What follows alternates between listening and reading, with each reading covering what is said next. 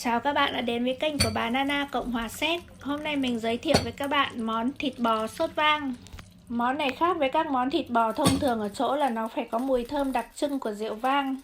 Thịt bò mềm nhừ ngấm trong sốt thơm ngọt và sánh. Có thể ăn cùng với cơm hoặc mì xoắn hoặc khoai tây hoặc bánh mì.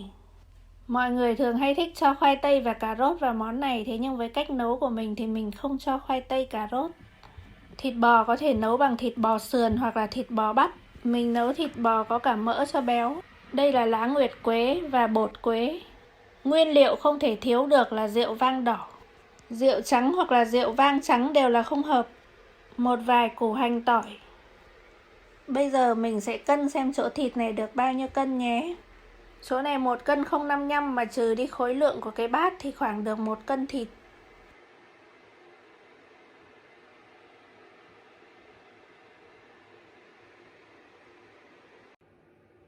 Cái giống cà chua đen này rất to và ngọt. Mình cân quả này được 3 lạng rưỡi. Đầu tiên mình sẽ thái hành và tỏi để mình ướp thịt. Một củ hành thì mình sẽ dành ra một nửa mình thái nhỏ, xong rồi mình sẽ vắt ra ướp với thịt. Còn một nửa thì mình thái to để mình phi với dầu. Hành tỏi thì mình sẽ ép ra, xong rồi khi thái xong thịt mình sẽ trộn vào với thịt cho thơm. Xong rồi mình sẽ thái thịt. Mình sẽ thái những miếng vuông vừa phải. Khi nấu xong thì nó sẽ ngót hơn, cho nên là mình không nên thái nhỏ quá, nhìn nó sẽ vụn. Ướp thịt với lại 1 thìa cà phê muối và 1 thìa cà phê bột nêm.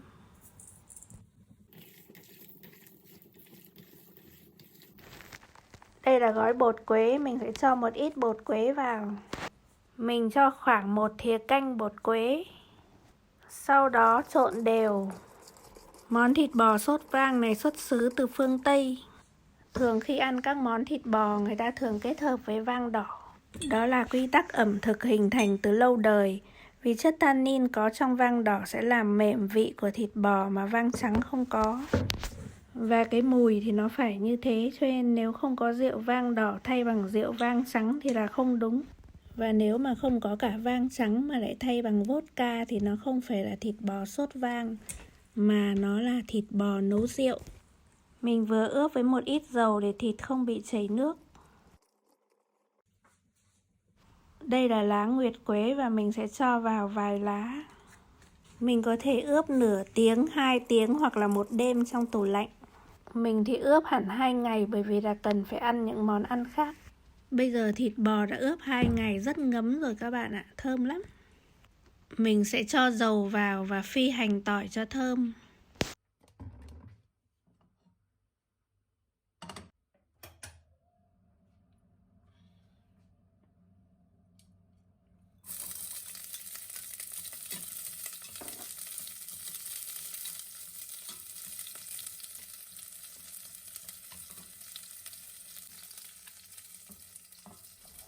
Xong mình sẽ cho thịt vào xào cho săn lại. Thịt ướp với rượu vang lâu cho nên màu nó tím vào trông rất là đẹp.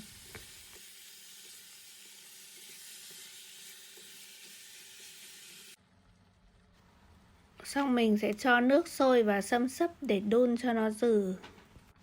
Bật bếp nhỏ và đun lim dim khoảng độ 1 tiếng rưỡi mới dừ được. Bây giờ mình sẽ đun cà chua và mình làm sốt cho nó sánh. Thì đầu tiên mình cho dầu và cho tị muối vào để cho nó khỏi bị bắn. Cắt cà chua từng miếng cau và rán vàng. Cắt miếng cà chua to để chốc nữa mình sẽ lấy cái vỏ mình bỏ đi cho dễ.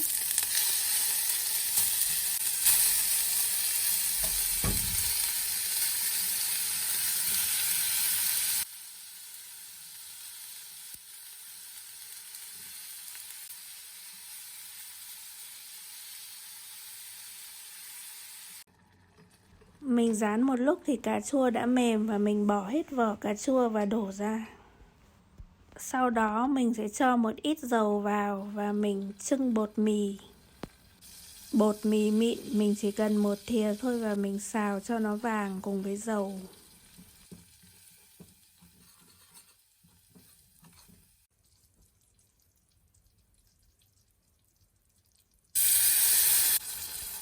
Cho nước sôi vào đun một lúc. Cho bát sốt cà chua vào để đun cho nó đồng nhất. Sốt cà chua đã đặc sánh và màu rất đỏ đẹp. Sở dĩ mình không cho thẳng vào nồi luôn, bởi vì là nếu mà cho bây giờ thì nó sẽ bị đặc và nó bén nồi. Chờ khi nào thịt bò chín dừ thì lúc đấy hãy cho cái sốt đặc vào.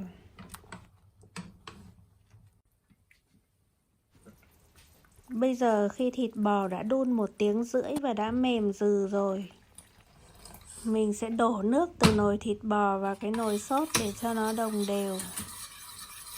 Xong mình sẽ cho lại vào nồi thịt bò.